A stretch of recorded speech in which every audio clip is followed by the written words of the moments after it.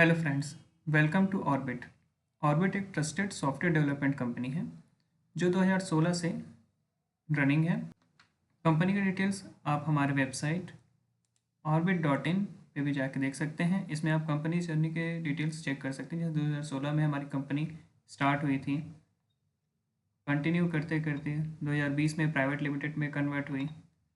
उसके बाद अभी तक हमने लगभग 17 से 18 ready to use software develop कर चुके हैं।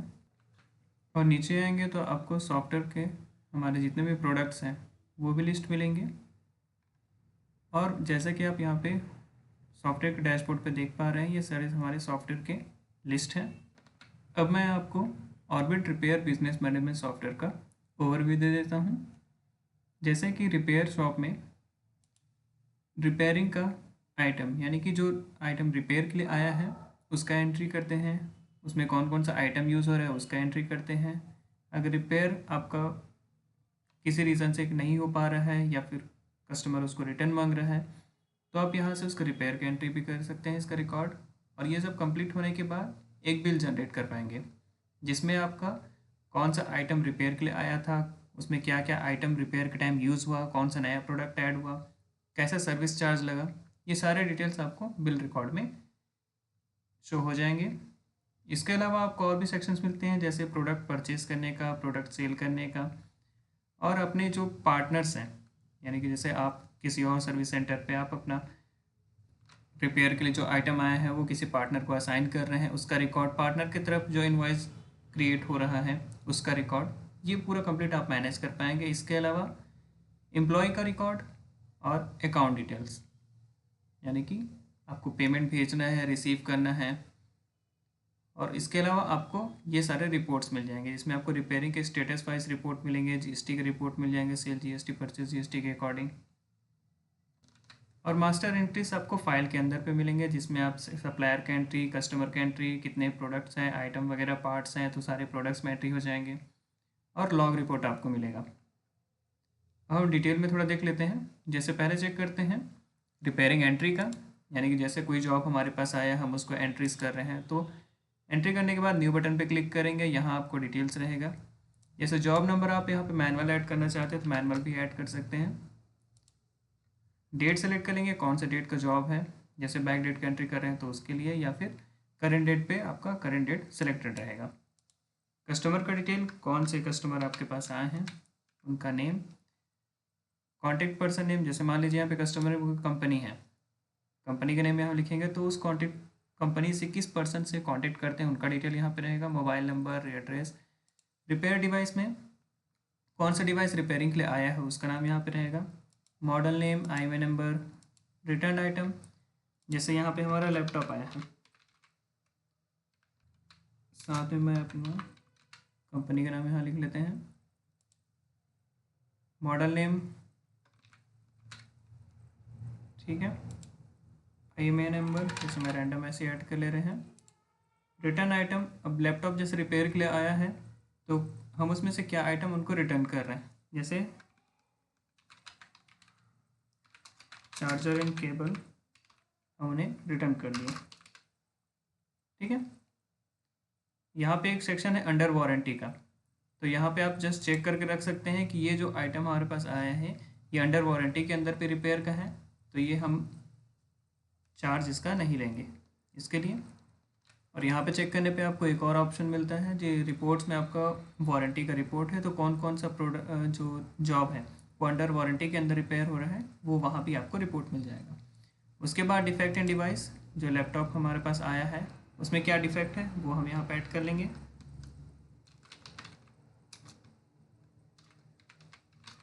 जैसे स्टार्ट प्रॉब्लम है, स्टेटस का ऑप्शन है यहाँ आपको मिलेगा, इसमें in queue, awaiting approval, awaiting parts, customer से अप्रूवल या कस्टमर से जो पार्ट्स लगाने के लिए अप्रूवल चाहिए रहता है उसका है। और अगर पार्ट्स हमारे पास नहीं है तो ये स्टेटस हम डाल के रख सकते हैं ताकि रिपेयरिंग का आपके पास रिकॉर्ड रहे, स्टेटस वाइज सभी देख सकें आप। उसके बाद एस्टिमेट टाइम फॉर डिलीवरी, जैसे इनक्लूड कर लेते हैं कि हमने कस्टमर को कब बोला है कि आपको जो रिपेयर आइटम जो दिए हैं वो डिलीवर हो जाएगा। और डिलीवरी का रिमाइंडर डेट, जैसे हमने संडे को उनको दिया हुआ है, हम चाहते हैं कि सैटरडे को सॉफ्टवेयर रिमाइंड कराए कि कल के डेट पे इस कस्टमर को ये आइटम हमें देना है, डिलीवर करना है। उसके अलावा अदर नोट है, जैसे स्टार डिफेक्ट हो गया ये है, उसके अलावा कुछ एक्स्ट्रा नोट आपको लिखना है तो यहाँ लिख सकते हैं। फिर assign user for this repair, यानी कि एडमिन एंट्री कर रहा है या फिर अकाउंटेंट, जो भी जैसा हम यूज़र कंट्रोल बना के रखे हुए हैं उसके अकॉर्डिंग।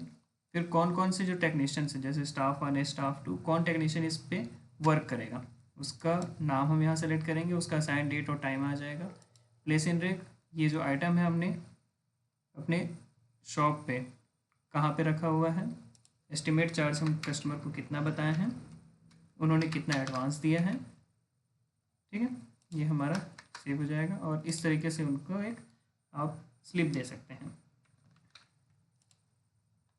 इसमें डिटेल रहेगा, क्या इशू है, कौन सा आइटम है, एस्टिमेट डिलीवरी डेट कब का बोला गया है, कितना उनका बैलेंस बाकी है।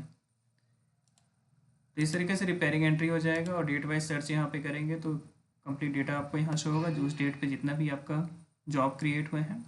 और लास्ट में आपको स्टेटस वाइज यहाँ शो होगा, तो स्टेटस वाइज अगर आपको डेटा सर्च करना रहेगा कि आज के डेट पे कितना हमारा इन क्यू स्टेटस पे है, वेटिंग पार्ट्स पे है, तो आप डिटेल्स भी डेट वाइज सर्च कर सकते हैं। इसके बाद item used for repairing option आपको मिलेगा, जिसमें जैसे हमारा अभी जॉब नंबर 10 क्रिएट हुआ है, 10 यहाँ हम सेलेक्ट कर लेंगे। तो जिस यूज़र को असाइन किए रहेंगे, जिस टेक्नीशियन को असाइन किए रहेंगे, वो अपना पैनल लॉगिन करने के बाद रिपेयरिंग नंबर एंट्री करके सर्च कर लेगा।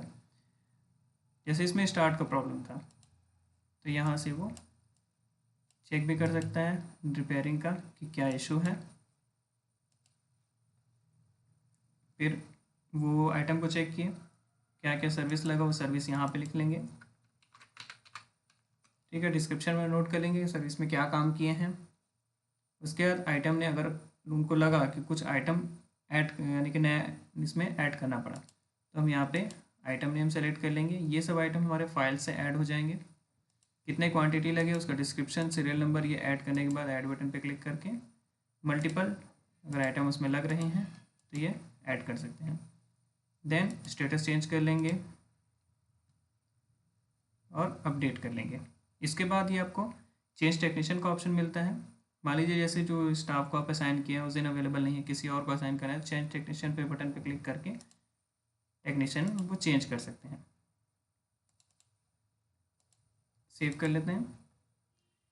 इस तरीके से हमारा आइटम यूज्ड फॉर रिपेयरिंग पे उनका एंट्री होते जाएगा, जिसमें ये शो होगा कि जो जॉब बनने के लिए आया हुआ है उसमें कौन कौन सा आइटम क्या सर्विस ऐड होते जा रहे हैं।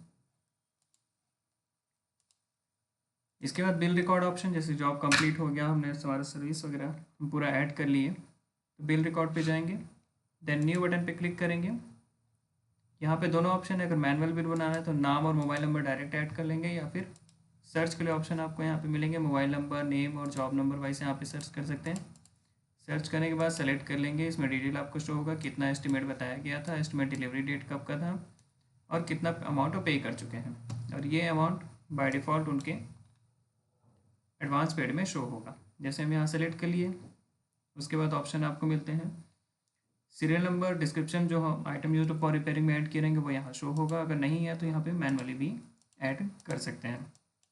उसके बाद कितना चार्ज लगा, जो आइटम यहाँ ऐड किए हैं वो कितने रेट का है, उसमें टैक्स वगैरह ऐड करना है तो डिस्काउंट देना है तो आप यहाँ पे ऐड कर सकते हैं।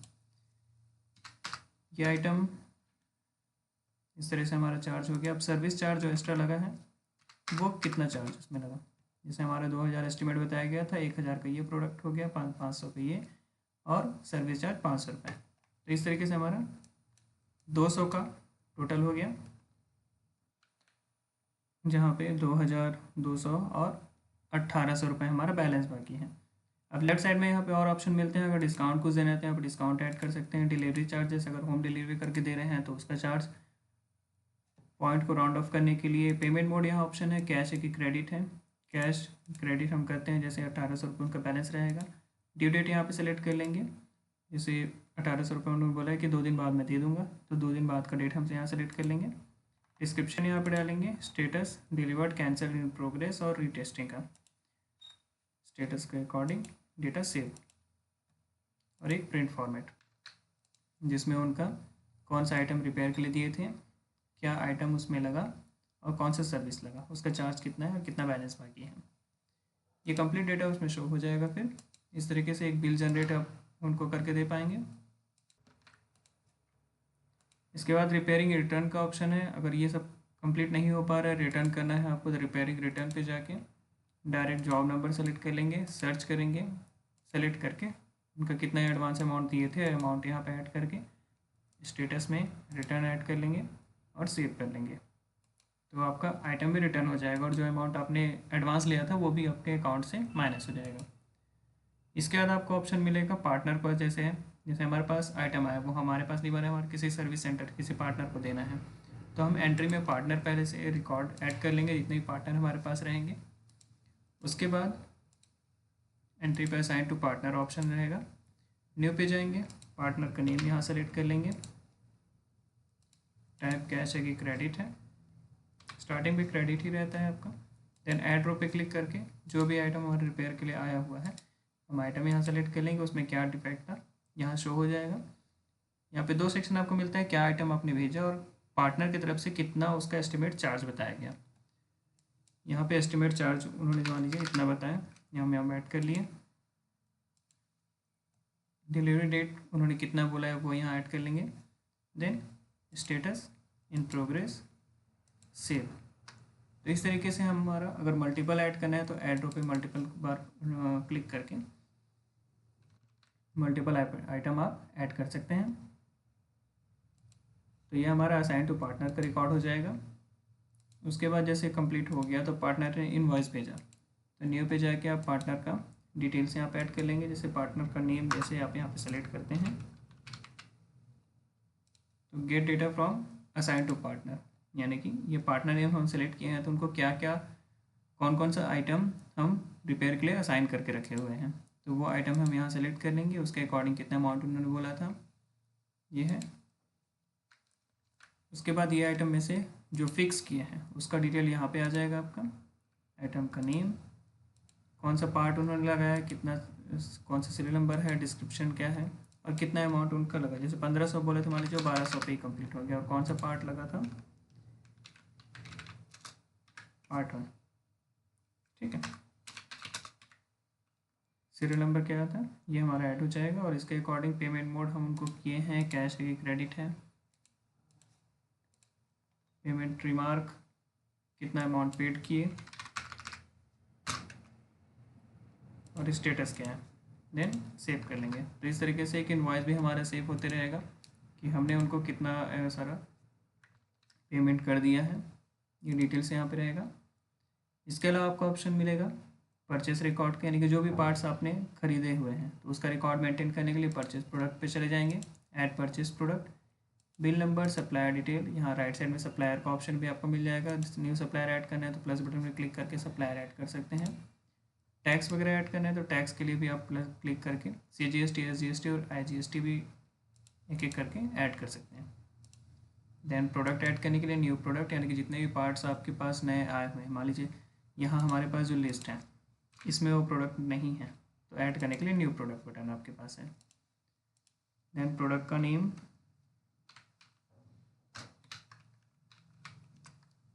ये ऐड कर लेंगे, यानी उसका HSN कोड, पीसेस यहाँ, यानी कि जो हम यहाँ पे ऐड कर रहे हैं वो डिटेल्स आपको यहाँ शो हो जाएगा।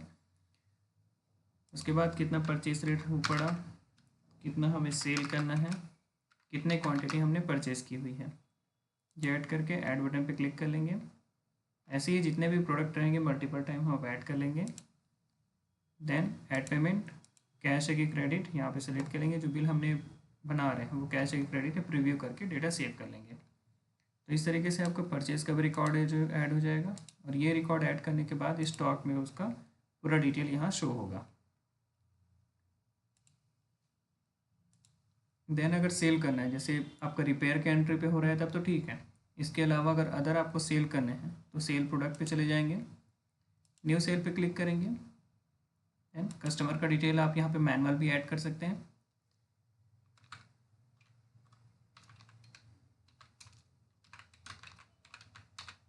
ठीक है, उनका contact detail, address, GST number, email ID ये सब ऐड कर लेंगे। देन प्रोडक्ट नेम, कौन सा प्रोडक्ट आप सेल कर रहे हैं उनको। यहाँ पे यूनिट रेट आपका परचेस रेट ऑटोमेटिक आ जाएगा, देन ऐड कर लेंगे।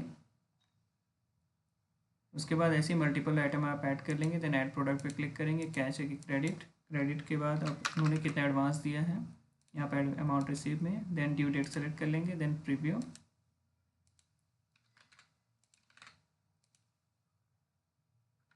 इस तरीके से एक बिल जनरेट हो जाएगा सेल बिल के रूप में। Then save invoice. इस तरीके से आपका सेल परचेज का रिकॉर्ड भी मेंटेन हो जाएगा, और purchase order, damage, sale order, return sale, चालान, एस्टिमेट बिल, ये पूरा कंप्लीट आपका इस तरीके से रिकॉर्ड मेंटेन होगा। एस्टिमेट बिल में आपका मैनुअल बिलिंग रहेगा, जिसमें आपका बिना टैक्स का भी यहाँ पे एंट्री कर लेंगे। जैसे किसी को कोटेशन देना है तो उसमें टैक्स मैंडेट नहीं रहता है, तो आप यहाँ पे उसका एंट्री कर लेंगे। और इसके बाद जैसे जो हमारा रिपेयर हुआ है, तो ये सब का रिपेयर का रिकॉर्ड आपको यहाँ रिपोर्ट्स में मिल जाएंगे।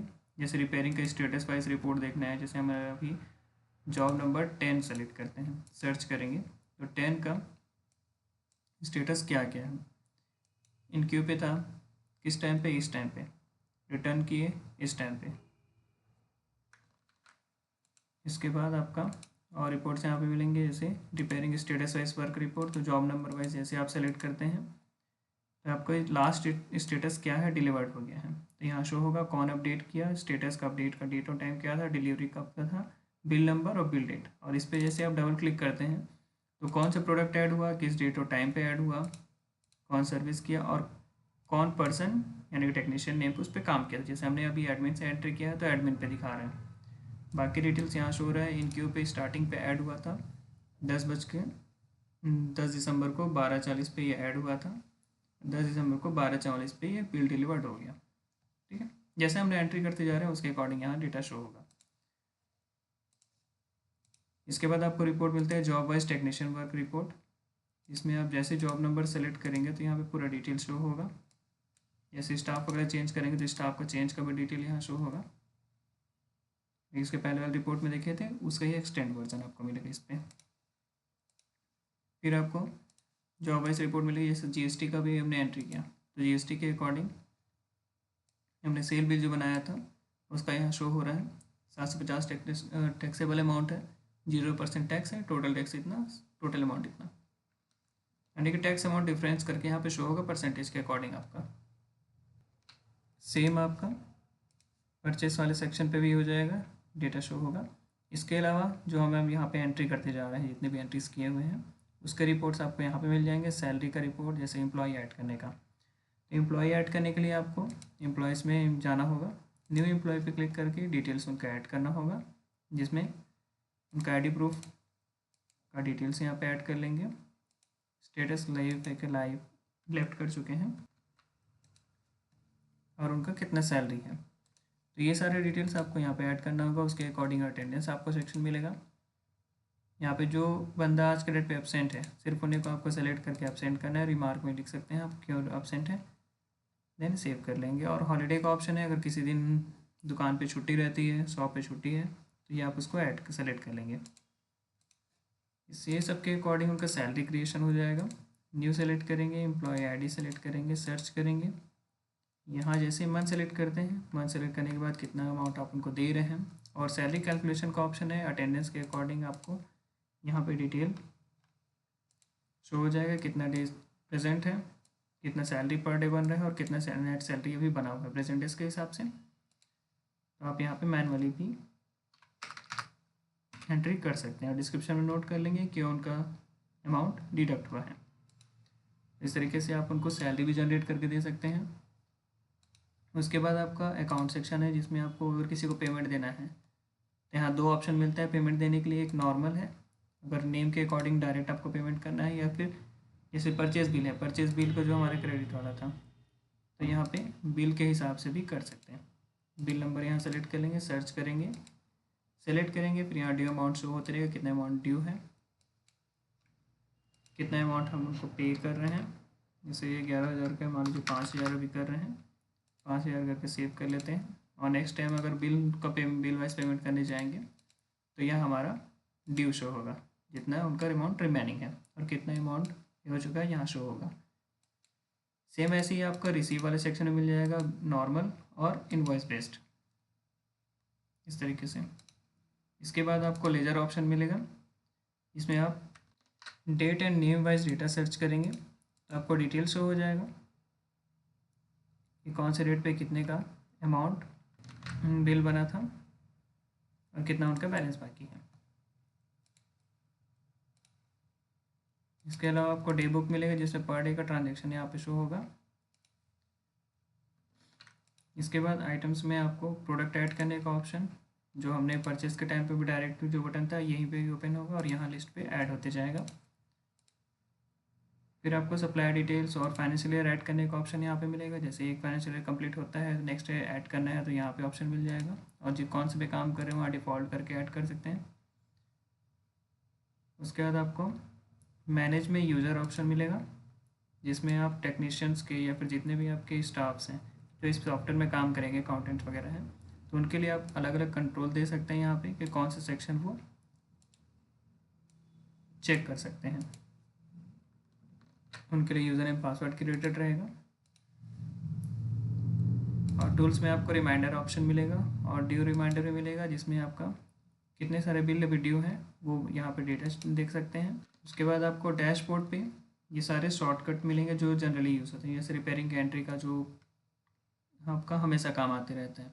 जब भी रिपेयरिंग एंट्री है यहाँ पे क्लिक किए, एंट्रीज किए, डेटा सेव कर लिए। आइटम यूज्ड पे अगर काम हो रहा है तो यहाँ पे क्लिक किए, इस पर एंट्रीज किए, क्या क्या काम हुआ है, कौन सा पार्ट ऐड हुआ है, पार्टनर ऐड करने का, रिपेयरिंग रिटर्न का, बिल एंट्री का, जो रिपेयरिंग एंट्री के हिसाब से जो बिल जनरेट करना है उसके लिए, न्यू सप्लायर ऐड करना है, सेल करना है, परचेज, कस्टमर डिटेल, सैलरी और उनका अटेंडेंस का।